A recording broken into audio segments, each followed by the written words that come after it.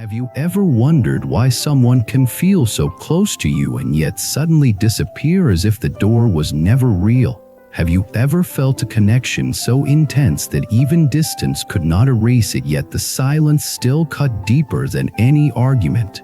Welcome back to the channel. I am glad you are here with me today because we are stepping into a subject that many people whisper about, but few people explain with clarity. Unkindness, what the divine masculine experiences during twin flame separation, and why the journey is less about chasing a person and more about awakening the heart. Right at the beginning, I want to offer two main ideas that will guide everything we talk about today. The first is that separation is not always a rejection. It is not always proof that the connection was fake. Sometimes it is a spiritual pressure cooker that brings hidden wounds to the surface so they can finally be seen. The second is that what looks like coldness on the outside can be a storm of transformation on the inside, and the real turning point happens when both sides stop trying to control the outcome and start choosing wisdom, compassion, and conscious action.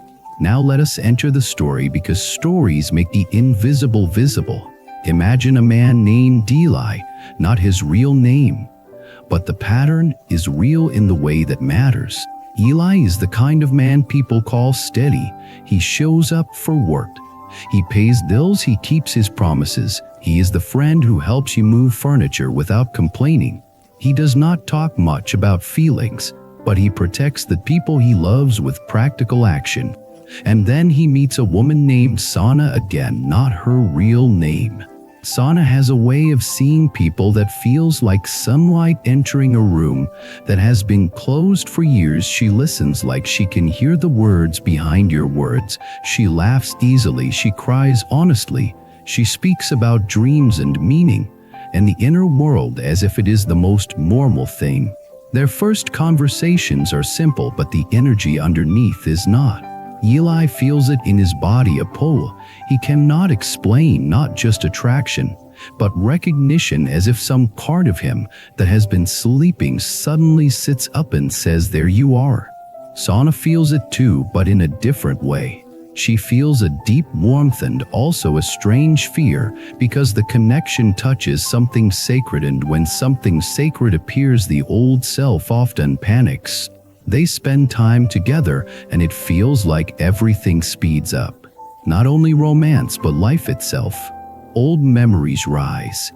Old questions return. What do I really want? Why am I here? What have I been hiding from myself? In the beginning it feels magical because the heart is open, but then something else happens. Eli begins to notice the mirror effect. Sana does not just make him feel loved, she makes him feel seen. And being seen is beautiful until it reveals the parts you have been avoiding.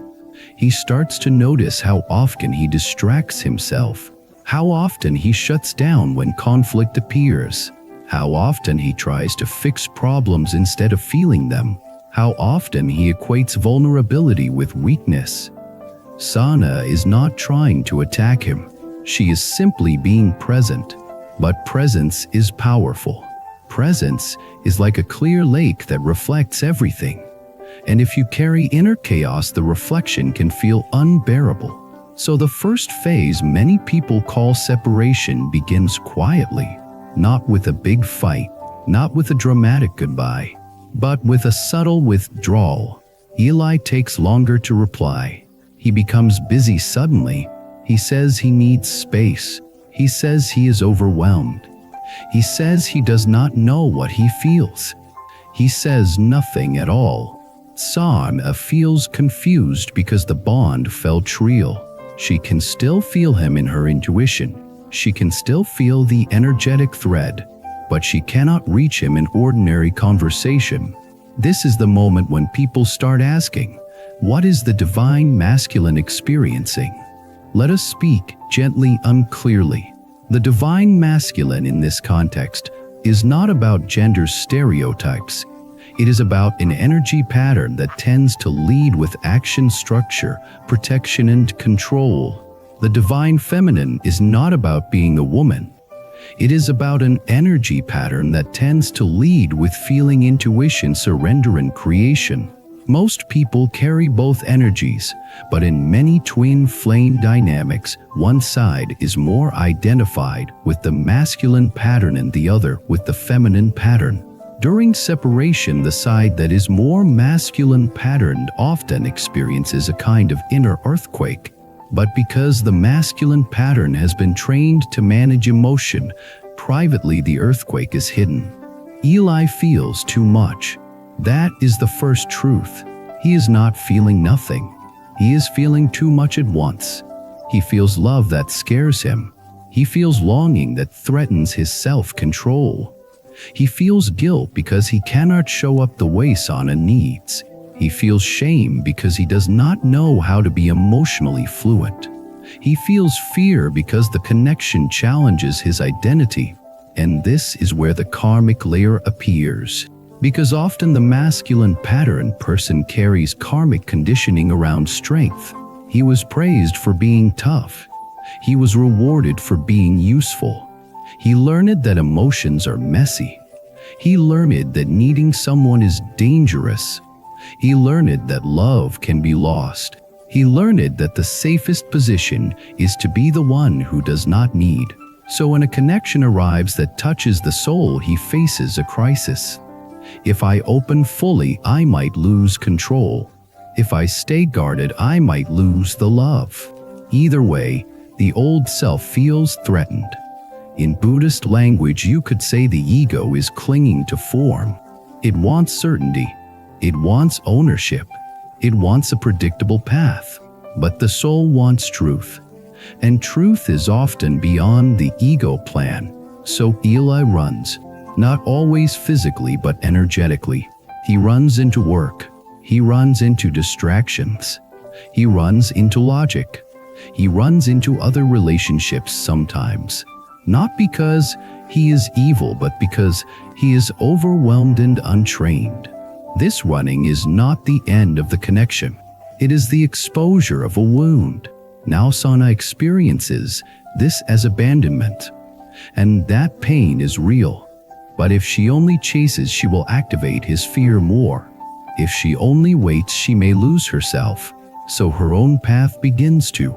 But today, we focus on the inner world of Eli. What does he experience day to day? At first, there is relief. Relief that the intensity is not in his face. Relief that he can breathe.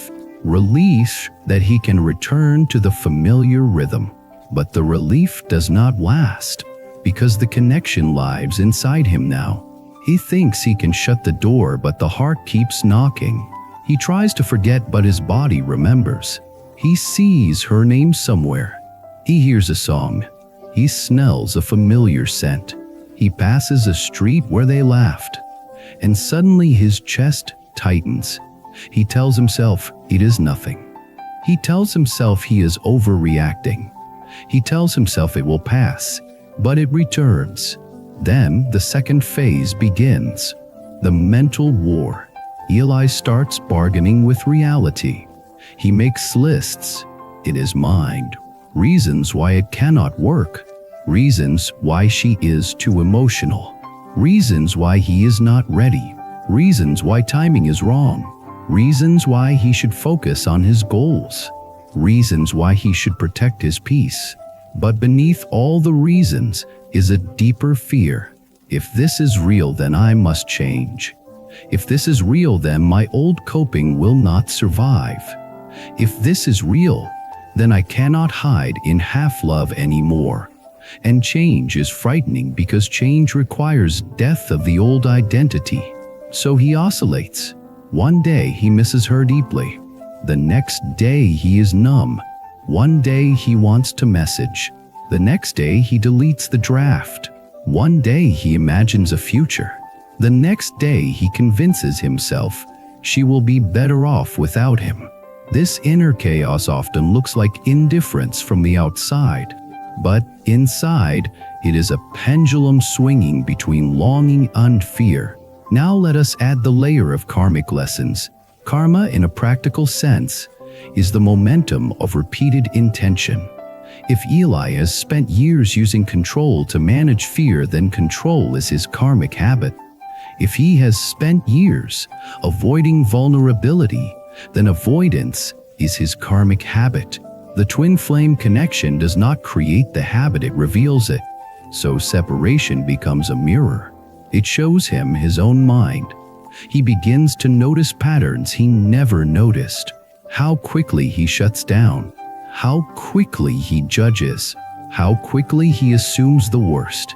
How quickly he interprets emotional needs as pressure. How quickly he tries to earn love through achievement instead of presence. This noticing is the beginning of awakening, because you cannot transform what you refuse to see. But seeing is painful. So many divine masculinites go through a phase of anger, not always loud anger, sometimes quiet irritation, sometimes cynicism, sometimes blaming spirituality itself. He may say all this twin flame talk is nonsense. He may say she is delusional. He may say he is just stressed. He may say the connection is toxic. Some of these statements may contain partial truth, because the connection can become toxic if people act from wounds. But often the deeper truth is that he is afraid of the depth. Depth requires surrender, and surrender is the opposite of control. Then another phase comes, the collapse. At some point, the distractions stop working. Work success feels empty. Casual dating feels hollow. Friends' conversations feel shallow. He laughs, but it does not reach his core. He sleeps, but he wakes tired. This is the spiritual fatigue that comes when the soul demands alignment. The old life no longer fits, but the new life is not yet built. This is where many men experience depression or anxiety without knowing why. They may not connect it to the separation. They may think it is just life pressure. But something deeper is happening. When the heart opens, it cannot fully close again. And if you try to close it, you create inner conflict. That conflict drains energy. In Buddhist practice, there is a teaching about suffering coming from clinging. When you cling to an identity that is no longer true, you suffer. When you cling to control in a reality that requires surrender, you suffer. When you cling to certainty in a world of impermanence, you suffer. Eli is clinging to the old idea of himself, the strong one, the unbothered one, the one who does not need. But the connection has revealed that he does need, not in a weak way, in a human way. This is a humbling moment, and humility is a doorway to wisdom. Now, here is something many people miss.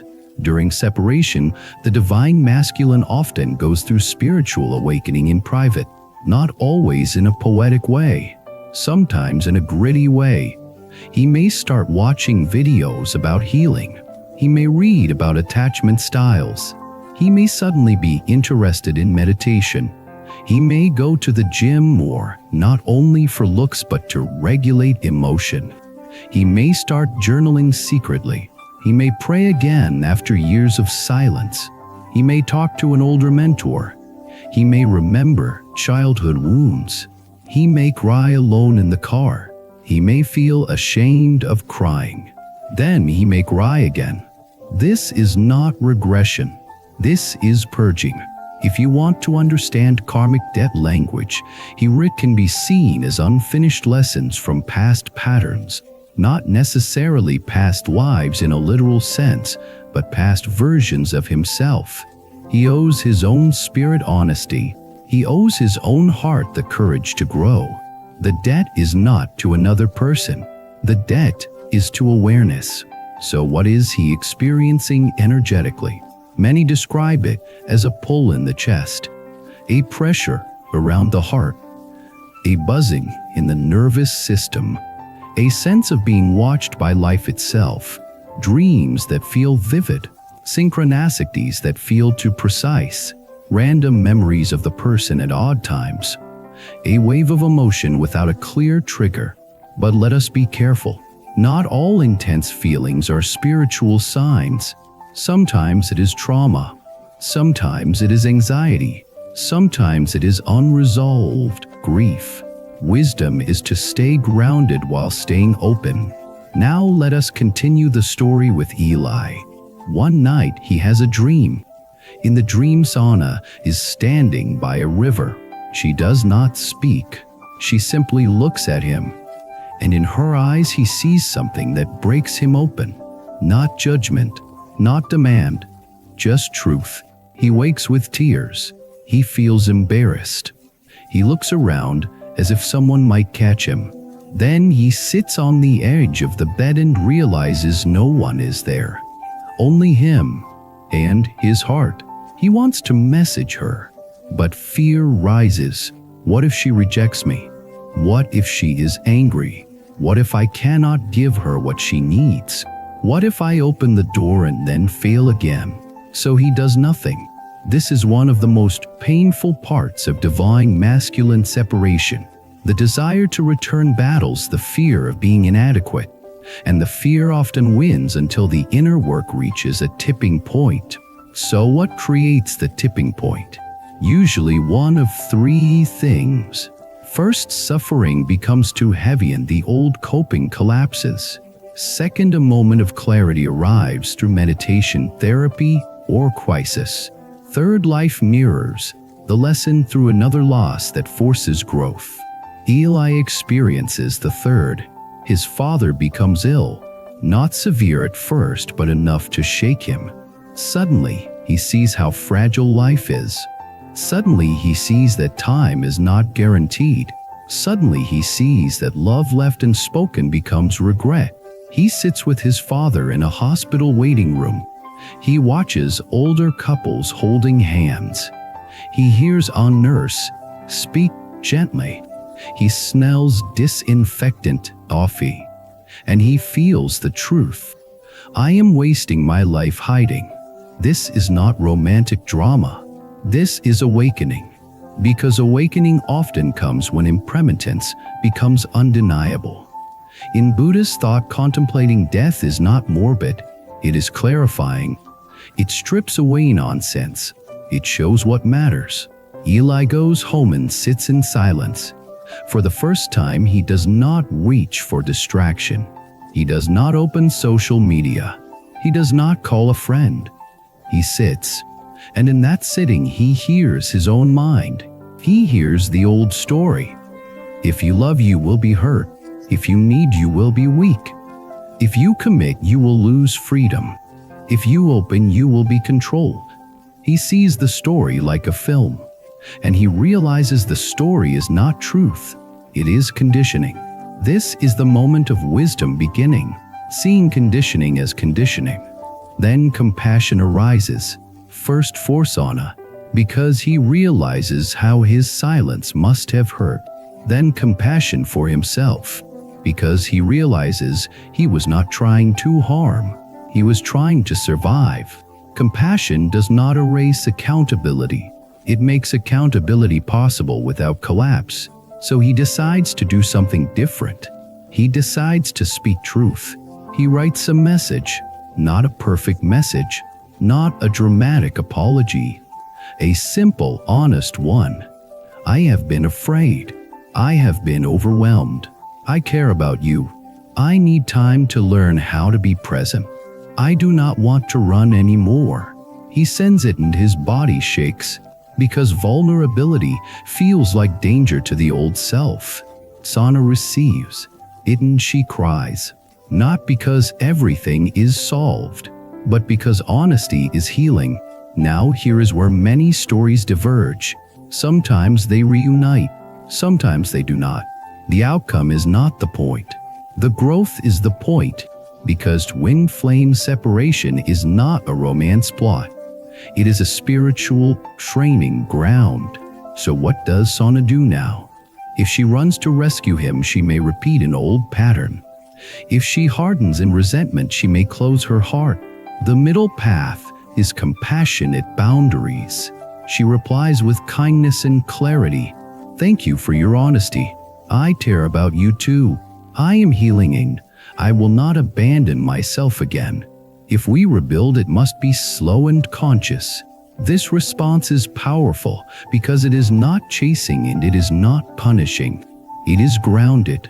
Groundedness is the medicine for karmic loops. Now let us zoom out and talk about the inner mechanics again, because you might see yourself in this. During separation, the divine masculine often experiences the following inner themes. Identity crisis, because the connection challenges the persona. If he built his worth on being in control, then the connection forces surrender. If he built his worth on being the provider, then the connection asks him to be emotionally present. If he built his worth on being independent, then the connection asks him to be interdependent. Fear of inadequacy, because he senses the sacredness and worries he cannot match it. He may feel he will disappoint. He may fear being exposed. He may fear his wounds being seen. Shame, not always visible but deep. Shame says, "I am not enough." And shame makes people hide. One of the most common reasons for avoidance is not lack of love, but shame about not knowing how to love well. Emotional flooding. The nervous system becomes overwhelmed. He may shut down to regulate. He may numb out. He may look calm, but inside he is flooded. Spiritual awakening. Even if he does not call it that, he begins questioning. He begins seeking. He begins seeing patterns. He begins learning about healing. Karmic confrontation. Old patterns surface. Attachment wounds. Family trauma. Fear of intimacy. Control issues. Avoidance. Rescue patterns. All rise to be healed. Now the question becomes, how does he heal in a way that clears the pattern? The path is surprisingly simple but not easy. He must practice awareness. He must learn to sit with feeling without immediately reacting. He must learn that emotions are not enemies. They are signals. He must learn that presence is strength, not stiffness. He must practice honest communication, not perfection. Honesty. Short, truthful sentences. I feel afraid. I need time. I care about you. I do not know how to do this yet, but I am learning. He must practice responsibility, not self-blame. Responsibility means owning actions and making changes. It means if his silence harms, he learns to speak. If his avoidance harms, he learns to stay. If his defensiveness harms, he learns to listen. He must practice compassion for self and others, because without compassion, growth becomes punishment, and punishment creates more fear. Compassion creates safety. Safety creates openness. Openness creates transformation. He must understand impermanence, because many masculine pattern people try to guarantee outcomes, but love cannot be guaranteed. Life cannot be controlled. The practice is to love wisely without clinging. This is where the deeper spiritual teaching enters. Non-attachment. Non-attachment does not mean not caring. It means not gripping. It means loving without using love as a way to control anxiety. It means choosing love as an expression of wholeness, not as a bargain for security. When Eli begins to embody non-attachment, he becomes more stable, because he no longer needs Sana to regulate his self-worth. He can love her freely. And if they reunite, it will be healthier. If they do not reunite, he will still have grown into a truer life. This is the paradox. The moment you stop needing a specific outcome, you become capable of real love. And real love is the highest clearing of karmic entanglement. Now I want to share another story, because many of you may have lived this from the other side. A woman named Leela felt the same kind of connection with a man named Noah. Noah disappeared after a month of intensity. Leela tried everything. She sent long messages. She tried to explain. She tried to be understanding. She tried to be perfect. She tried to be chill. Nothing worked. Leela then turned inward and realized she had a pattern of chasing unavailable people, not because she loved pain, but because pain felt familiar. Her childhood taught her to earn attention, so the chase felt like home. When she stopped chasing Noah, something surprising happened. The inner noise quieted. She began sleeping better. She started meditating. She started making friends who felt safe. She started creating art again. She realized she had been using the connection as a way to avoid her own growth. This was not a rejection of love. It was a return to self. Months later, Noah came back with a message. He apologized. He said he had been terrified. He said he had started therapy. He said he could not stop thinking about her. Leela listened. And then she asked one question. What have you changed in your daily life? Because spiritual talk without embodied change is not enough. Noah shared practical steps: therapy, journaling, learning to communicate, learning to set boundaries with his family, learning to sit with discomfort instead of running. Leela agreed to meet slowly, not because she was desperate, but because she was grounded. She said, if we do this, we do it consciously. This is the mature form of reunion, not fireworks, but steady warmth. Now let us talk about why the divine masculine often needs separation to wake up, not because he is flawed, but because the masculine pattern is oft unconditioned to ignore inner life. He is taught to perform, to achieve, to protect, to provide, but not taught to feel. So the connection brings feeling, and feeling threatens the old structure. Separation creates space where he can learn privately without feeling exposed. This is why sometimes he heals faster when not under relational pressure, because his nervous system needs room. But room is not an excuse for disappearing without respect. Wisdom is to communicate needs clearly. So if you are the one experiencing silence from the divine masculine, what can you do without losing yourself? First, focus on your own awakening, not as a strategy to get him back, but as a truth path. Practice stillness. Let the nervous system settle. Notice if you are addicted to intensity. Notice if you equate longing with love. Notice if you abandon yourself in waiting. Choose compassion with boundaries. You can love someone and still protect your peace. You can honor the connection and still live your life. You can be open and still be discerning. Remember, karma is not punishment. Karma is learning. The lesson for the feminine side is often self-worth and surrender. Surrender not as giving up, but as releasing control over outcome. The lesson for the masculine side is often vulnerability and presence.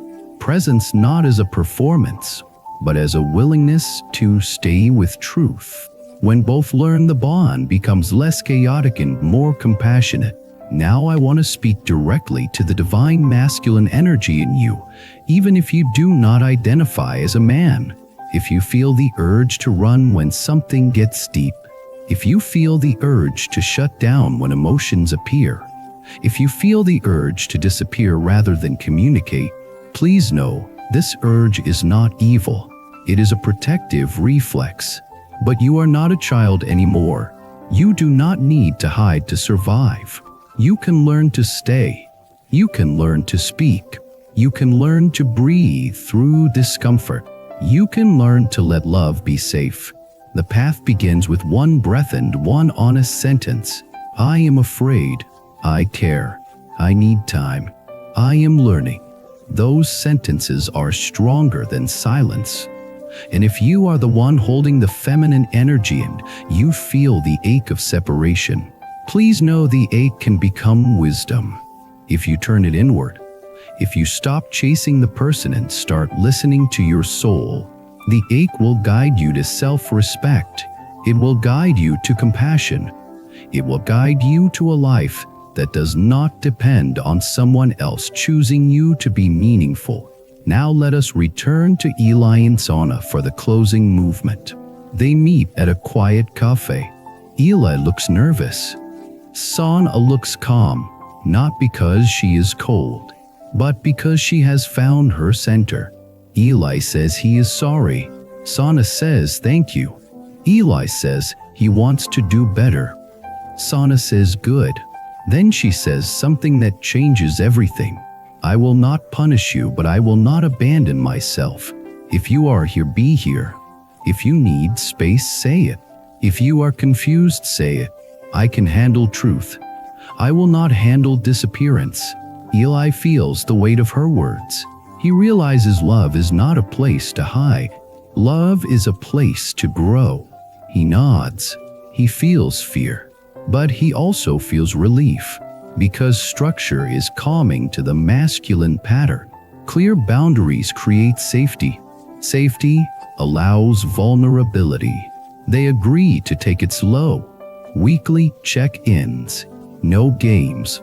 No guessing. Honest sharing. Space when needed. Presence when together. This is not a fantasy. This is what conscious love looks like. And conscious love is the clearing of karmic entanglement. Whether they stay together long-term is not the main point. The main point is that both are awakening. Both are learning wisdom. Both are practicing compassion. Both are transforming destiny through choice. Now let me offer a reflection that many of you will recognize. Sometimes the hardest part is accepting that love can be real and still require separation, because separation reveals what is unhealed, and unhealed parts will sabotage love if ignored. So separation is not always the enemy. Avoidance without respect is the enemy, but space used for growth can be a sacred pause. If you feel stuck in a cycle of separation and reunion that never evolves, then the lesson is not being learned. A true karmic clearing creates change, not perfect change, but real embodied change.